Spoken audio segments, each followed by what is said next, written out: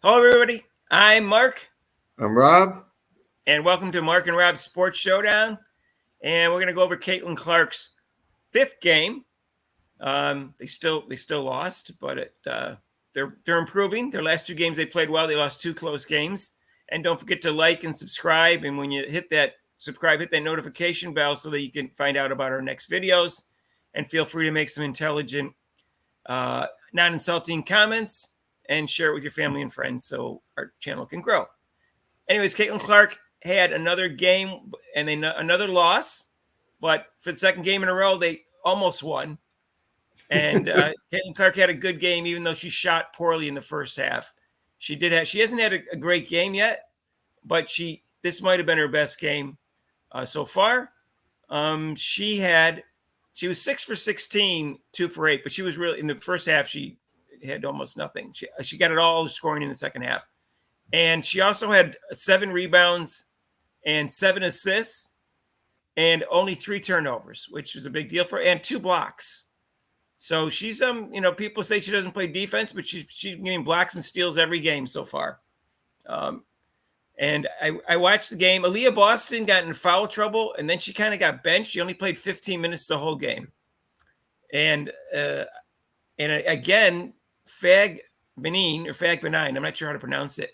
She came off the bench and gave him a lot of energy, had 8 points and 6 rebounds, and I think she should be starting. But what they did is they benched Samuelson, and they started another guard, Wallace, I guess because Seattle Storm starts 3 guards. They have Lloyd, Diggins, and another woman who Diggins Styler is her name. She just came back from maternity leave.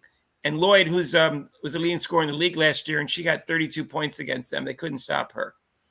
The people that were covering her were Mitchell and sometimes Wheeler. They're shorter than they're like 5'8", 5'7", and she's 5'11", and they had trouble with her. She's bigger than. What do you think about? Mark, what do you think about them? I mean, she also benched Clark near crunch time there. I think I'm just about to cover that. She had Smith and Clark are their 2 best players so far this year, and she benched them. Not benched them. She was resting them in the middle of the fourth quarter. Not at the beginning of the fourth quarter, not at the end of the third quarter like everybody else does with their stars. In the middle of the third. And guess what? They went from a almost tied game to 7 down. Right. When that happened. I'm sorry, that coach, I'm not calling for people to fire a coach after 5 games, but I might be calling it after 20 games because she is clueless at times. She really is. That's just dumb. Yeah, I was surprised too. I'm thinking they're not going to wait 20 games. And here's my little conspiracy thing. So Caitlin Clark's coach resigned from Iowa, and also her assistant resigned from Iowa. Do you see something coming up? She got promoted to head coach. No, I think somebody else. I think one of her assistants resigned, and so.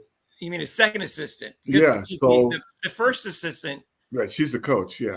She got promoted to head coach. Yeah, but the other one also resigned. So I'm like, do you see them maybe slipping in there with another loss?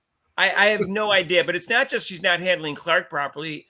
I don't understand why she didn't start Fagmanine, if that's her name. But she's, I guess, it might have to do with the team, like I said, because the other team started 3 guards according to the box score. Plus, you might need that. I mean, like you said, she comes in and she provides energy. So sometimes you need that. Being that I was in that point too. I like being a 6-man or 6-man coming in and get the team going. That's sometimes you need that kind of player. And if they start, it's kind of different. Yeah, I mean, Boston's was minus 18 on the plus minus. She was 2 for 7. Yeah, and she got into foul trouble in second and early on, and they benched her for that. And then they kind of like benched her because they were playing better without her. And here's the thing with her. She shot 58% last year, which led the WNBA. I didn't know that until I heard it on video. And she's shooting like 38% now, and her rebounds are down by a little. And she's going from 4 points to 18 points a game, 8 points a game. She's playing so much poorer than last year, and you would think she'd be playing better because with Clark's passes. Right. But so that I don't know how you can blame it on Clark that Boston's not playing well, because she's probably getting better passes than she's ever got. Is it condition? You think it's conditioning or just focus? I don't know if she feels pressure because she feels pressure for the team to win now that they added Clark, or that she's the team leader and she's trying to help Clark.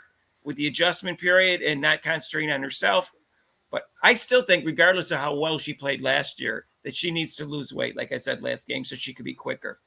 I know she needs some weight underneath the basket, but the other people don't. And Smith is better than her, and Fagabean's better than her right now. I'm not saying that's the case, but she just needs to play better. Get her head together. I don't know what's wrong, because she was a starter in the WNBA All-Star game. I didn't even know that. I knew she was an All-Star. I didn't know she was a starter. I was hearing the video that she shot that her 58% led the league, and that she was a starter in the WNBA. I didn't know that, either of those two facts. I just knew she was a starter and that she played well last year. Maybe she's a slow starter, and she's a slow starter and she's getting used to Clark. But yeah, I don't know what it is. But if she had just played normal, they would have won the last 2 games. They'd be 2-3. We wouldn't be talking about firing the coach. They lost 2 close games. But that coach is, I don't know, it's a head shaker on how she does substitutions too. She's only her second year as a head coach. She was an assistant coach before this, and only a second year in the WNBA. But it would have been nice, I think Clark, with a good, young, talented team like this, especially if Boston starts playing like she's capable of, is a great future for her. Because they could be like, 2 or 3 years from now, they could be the best team in the league or whatever. They could even have a little dynasty run. Right. But not with that coach, unless that coach figures things out pretty quickly. I think she's on borrowed time here. Unfortunately, I'm not one to fire a coach after 5 games, but this is only a 40-game season instead of an 82-game season, so people are not going to give her as much leeway. No, it's like I said, we're the knee-jerk society. So if you don't get it going right quick after 10 games, you're gone. But Clark played a really good second half. She passed well the whole game and didn't have the turnovers that she normally does. And one of them couldn't handle one of them again. But they just have to learn to win close games down the stretch, That'll come in time with, like you said, a young team and getting used to each other. That'll come with time. They have another game coming up tonight against a team also that was below 500 last year, and that's on ION channel, which I don't know what channel that is, but that's what I don't even know if I have it. I have YouTube TV. I don't even know if I have it. Ion channel, Ion. ION. I don't. Like I said, Ion. It's called Ion. Yeah. Ion. I don't know the channel. There's so many channels now. I have no idea. She's on 36 of her 40 games are on TV. If you don't have the WNBA pass, because the one last night was just on WNBA pass. It wasn't on a regular channel. And I didn't even know half the channels that I looked at them. So there's so many. Yeah, tonight. It's the only one game, and they're playing the Sparks. So the Sparks has the two draft picks from last year. Their number most in the first round was Reese Jackson, who's a talented forward, and Cameron Brink, who's the number 2 pick. And she's playing okay. She only has 6 points and 6 rebounds a game, and she's averaging 25 minutes. Reese Jackson's is averaging almost 10 points and 2.3 rebounds a game. And the other, and one of the haters is going to be on that, and Lexi Brown. I want to see Lexi Brown go up against. She's been hating on her for months on the Gilbert Arenas show, if you want to call it that. But she is averaging almost 15 points a game, so she's a pretty good player, but she's talking like she's better than she is when I see her in Gilbert Arenas. She's jealous of Clark, which a lot of them are. And you saw Charles Barkley came out. Oh yeah. You see that he called out the women on WNBA and called them petty and said you're all ridiculous. And and LeBron James backed him up, and other people backed him up and said that, but it doesn't stop him from doing it. And then, of course, we got more racial stuff because Jamel Hill can't stop talking about race. That's all she knows how to do now. And then on The View, they talked about Caitlin Clark on The View, and what her name was, Austin or something like that. She said there's such a thing as white privilege and tall privilege and pretty privilege and stuff like that. And so just people can't stop talking about race. We've already talked about it. Yes, it's a small factor. She's white. We get it. Right. And it's even more of a factor than normal because she's playing a sport that's predominantly black. Like, for instance, she played hockey the fact that she was white would only increase her popularity a little bit because everybody else in the league is white, 98% And if there was a black, if there was a black hockey player that was scoring and playing well, would that be the same kind of pressure in the NHL? I would say that black player would definitely get more publicity than his ability level because it's so rare in that league. Right. And that wouldn't be fair, but I'd be all for it because, hey, let's promote it because you want to try to get other black hockey players. Yeah, well, they say he's the next Gretzky. Right. But anyways, so I will say, yes, it's a little bit more than normal. Being all white athletes get more popularity, but it's even a little bit more because she's in a sport that's dominated mainly by blacks. But it's not the main reason. We've gone over this. The main reason, as we know, is because she's a very exciting player and a great player. And I gave several examples a couple times now. Brianna Stewart didn't move the needle at all, and she was more accomplished than Clark. And neither did Kelsey Plum. And she has the additional thing of being attractive. And Sabrina Ionescu, who's an exciting player with the three-point shooting, she didn't move the needle. None of them moved the needle, and they're all white. So stop it. It can't be the main reason. I mean, it's the same thing. Like, okay, Tiger Woods. I never watched golf until Tiger Woods. I never watched golf until Tiger Woods. I really didn't. Until Tiger Woods? Yeah, because he's exciting, or because he was part black? Well, yeah, because he's part black, and he's also Thai, which is a great thing. But I mean, yeah, I didn't watch golf. I'm like golf. I'm like I put that on for like the. I rarely watch golf, anyways. Even when Tiger take a nap. I watched a little bit because of him. Yeah, exactly. So when he's playing, people watch golf because everybody did, but they didn't put the same thing as I'm not comparing her to like Tiger Woods, but I mean I'm just saying they're kind of like saying, okay, well, it might end up being a great comparison if she ends up being the GOAT or even close to the GOAT because she's a white woman she's like you said, she's a white woman in a so-called black sport, so she just happens to be really good, but they like, oh geez, how come you're promoting her? She's one of the best players. She's the best player. What are they supposed to do? Yeah, I don't get it. I really don't get it. I don't get it.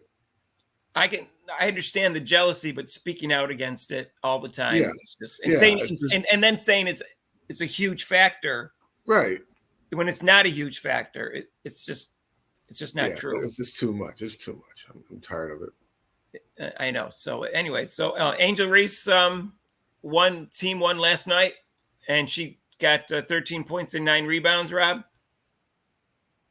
Yeah, she actually they were down to the Liberty at halftime, and then they came back, and she made a good showing, and especially in the fourth quarter. I mean, yeah, she shot 3 for 10 and for field goals, but she made 7 to 9 free throws. But she was a factor in the rebounding in the game. She made a factor in the game. She was a +7, but she made a factor in the game. I mean, she's not breaking down doors. She's got 13 points, but for a rookie, and then it seemed like she was getting more used to playing with her teammates. And they're 2-1. So their team's 2-1. Chicago Sky's 2-1. So give her, she's doing. I mean, she played 31 minutes, so she's playing. I mean, like I said, she's not going to be averaging 20, 25 points, but her thing is an inside game, is rebounding. She's got to work on that. She's only shooting 30-something% for field goals. She has no really like a jump shot, so she's got to work on that. But as far as overall play, she plays aggressive, and she got a lot of offensive rebounds. Yeah. She's a factor. Is that all right? Well, so Angel Reese is playing pretty well. Her and Clark are playing the best of the two rookies. I would say that. Let's see, Nick Wright, is that his name? Nick Wright was talking with Chris Broussard, and Nick Wright said that Caitlin Clark, despite the turnovers, is playing really well. And then she said he's playing great, and then Chris Broussard pulled back on that and said, no, she's just playing well. And I agree with Chris Broussard. I think she's just playing well, given all the obstacles that she's had, and all the attention that she's got from the other team. But I don't think she's played great. There's just no way you can get many turnovers and play great. Of course, some of the turnovers where her teammates didn't catch the ball and they signed that a turnover. If the pass is there, how is that a turnover on the passer? It's just, whatever. So anyways, but she could improve on that. And she has, because she got 10 the first game and she's down to, almost 5 a game. She only had 3 this game. So anyways, but They got another game, and then they're playing 2 games 2 days in a row. So they need a win tomorrow night because they're not going to be the next day. They're going to go play the Aces, and they're going to be tired, and they're not going to win that game. So even though the Aces lost the other day, they lost. So that was a rough with Phoenix. That was a little skirmish in that game too. Yeah. Well, so the women are fighting. That's anyone pulling one's hair, or was it just a body check? No, they got in each other's faces and stuff, and then I saw an elbow by Dana. But it wasn't actually Terrasso wasn't really the one. It was another two going Maybe it was at the it. game before I saw, but yeah, I saw a play by Terrassi. All right, well, anyway, so we got those dates saved. June 7th against Angel Reese and Caitlin Clark, and June 30th. Make sure you take off from work that night, if you work at night, because that's when she's playing Diana Taurasi. Mark's got it down like Christmas shopping day. So many shopping days it is to. I'm going to make it a major holiday if she drops 50 on it. How many shopping days left before? Now, I don't like Lexi Brown has said more things than Diana Taurasi because she's done it more than once. So I can't. I'm looking forward to tonight's game. Even I'll find it on YouTube eventually if I don't have ION. So I'm looking forward to tonight's game. And I like Cameron Brink. Seems very. She's friends with Caitlin Clark, and that's not why I like her. But she seems very, very likable. And she's got a bunch of endorsements because of that, because of her long legs, obviously, and blonde hair. But she's playing okay, and she's got a lot of potential because she's got good size. She's playing good defense. She's made a lot of some of the games. She's made a lot of key blocks. That's her thing. That's her thing anyway. She's good on defense with the blocks, so that's kind of her thing. Right. So we'll see how they do, and we see how Rukia Jackson's supposed to be talented, but I'm not sure. I don't know why wasn't she first or second team All-American last year. So that's kind of. So we got some excitement. WNBA people. The W. No, you got to call it the W. That's just the W. And the W. That's what I said. The W. I'm sorry. It's the W. Don't call it the WNBA. That's so passe. It's so 5 minutes ago. That's my favorite line. That's yeah. I'm showing my age, Mark. 5 minutes ago. Yeah, I'm showing my age. All right. So anyway, that's our video about Caitlin Clark. And she's playing. The team's playing better. That's the most important thing. They almost won 2 games in a row, and Caitlin Clark's playing better. 3 games in a row, I think she's played better. So let's see how she does in Game 6, and we'll have another video for you. And she's got 2 more games, so I guess we'll talk about her 2 games on Sunday, and we'll do a video on Sunday for you on Caitlin Clark's game number, 6 and 7, and hopefully they'll have a win. And like I said, I don't think they're going to win the second one, but they should be able to win tonight. So let's hope for that. Because they're not going to make the playoffs if they don't start winning. I think that's the way it works. I'm pretty sure. Yeah, I think that way it works. You got to win some games. All right. So take care, everybody. And don't forget to like and subscribe. All right. Peace out.